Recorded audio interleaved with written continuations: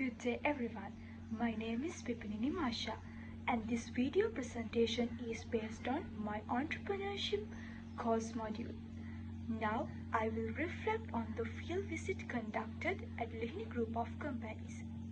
Through this presentation, I will explain how real-life entrepreneurship works, how opportunities are identified, how risks are managed, and what key lessons I personally learned from this visit. Moving to next slide. Introduction. Purpose of the field visit. The main purpose of this field visit was to gain practical exposure to entrepreneurship beyond classroom theories. During the visit, we aimed to observe how entrepreneurs identify market opportunities, how businesses start small and grow sustainably, and how risk and resources are managed in real situations. This visit also helped us connect theoretical models of entrepreneurship with real business decision making. Overall, it was an opportunity to understand how entrepreneurship actually works in practice.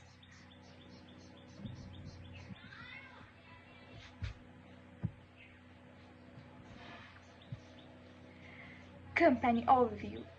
Lihini Group of Companies was established in 1919 by Mr. Vincent Ernest Fernando. Today, it has over 25 years of experience and operates in multiple industries such as fisheries, food processing, agriculture, packaging, manufacturing, and hospitality.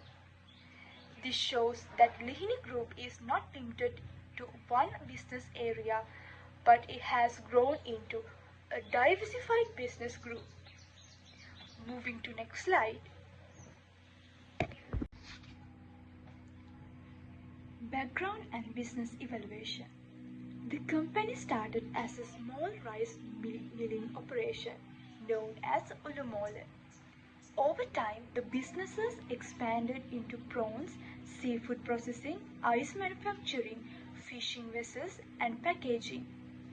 An important point is that this growth was driven by opportunity recognition, not by industry knowledge. Currently, the company employs over 250 employees, earns more than 4 billion in export revenue, and operates in both local and international markets. Moving to next slide. Entrepreneurial opportunity recognition. When Lihini Group entered the prawn industry, they faced a major problem. Ice was essential, but not easily available. Instead of depending on suppliers, they established their own ice factories, improving quality and reducing costs. Later, they identified a shortage of styrofoam boxes used for seafood exports. As an entrepreneurial response, they entered EPS manufacturing, which not only supported internal needs but also created an additional income source. They also invested in multi-day fishing vessels to gain control over raw material supply and quality.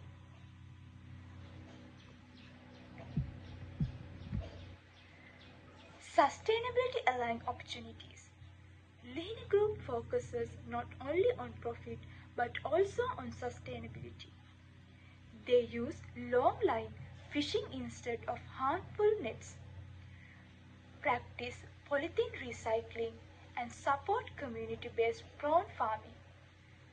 These practices reduce environmental damage while also creating shared value for society and the businesses.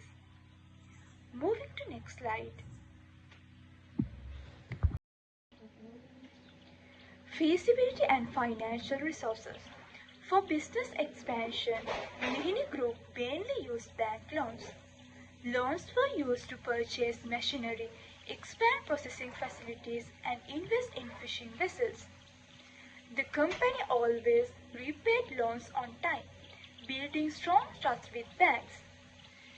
They also invested in machinery to improve efficiency. For example, Machines produce about 5,000 cutlets and rolls per day, which is faster, cheaper and more consistent than human labor alone. Risk was managed through diversification, which helped the company survive crises like COVID-19. Moving to next slide. Human and operational resource assessment. The company started with 25 employees and gradually expanded to over 250 employees as demand increased.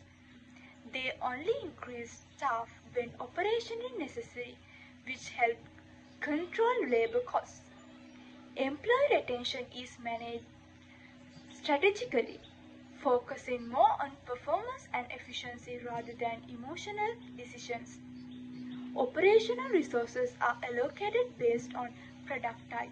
Some products are labor-intensive, while others are machinery-based, ensuring efficiency and minimal waste. Moving to next slide. Innovation and research development. Lihini Group focuses strongly on product innovation.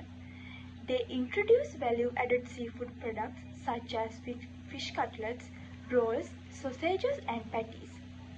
These products convert low-value fish into high-value export items, increasing profitability. Fish sausages development was challenging, so the company collaborated with Wimber University for nearly 3 years. This shows their commitment to research-based innovation and continuous improvement. Technology and process innovation. The company uses advanced technologies such as histamine analyzers, mercury testing machines, and temperature data loggers. This ensures compliance with international food safety standards.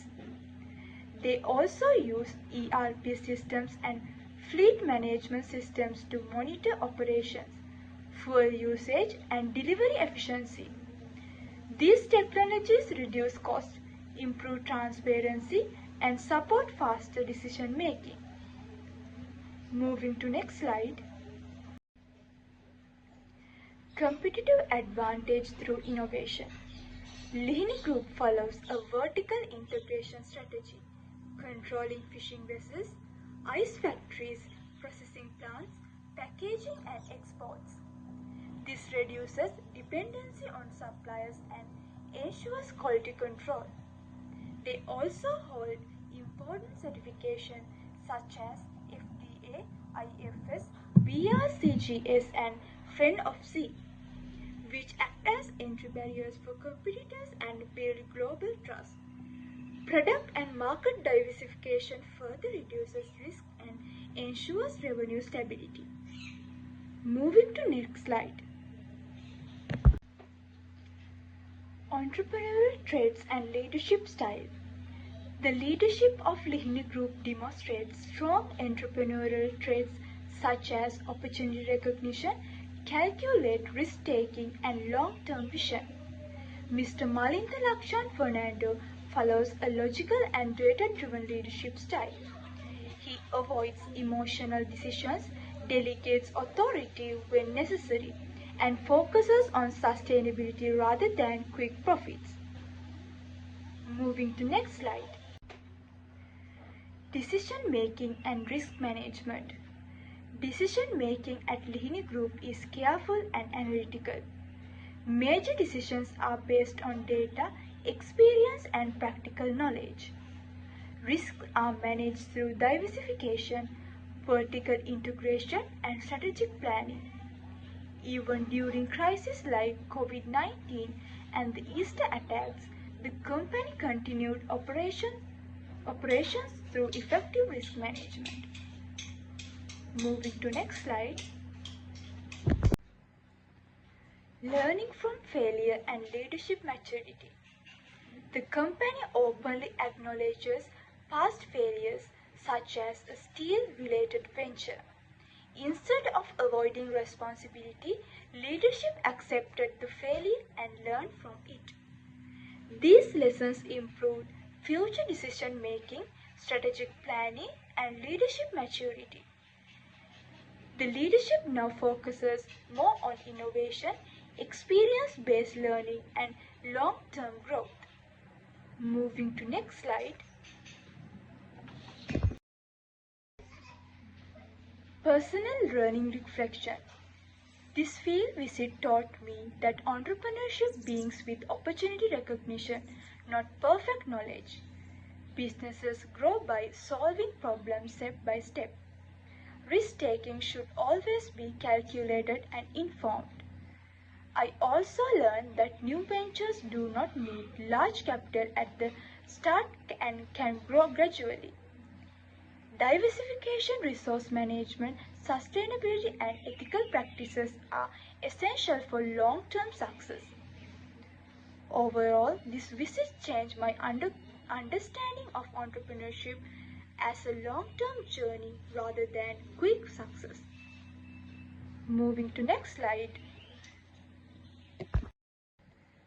Now we come up to conclusion of this presentation. In conclusion, the field visit to Lihini Group provided valuable insight into real-world entrepreneurship. It clearly demonstrated that success comes from opportunity recognition, innovation, calculated risk-taking, and strong leadership. The visit helped me connect entrepreneurship theory with real business practices and will positively influence my future entrepreneurial thinking and decision making. Finally, this is the end of my presentation. Thank you for watching my video presentation. Goodbye everyone.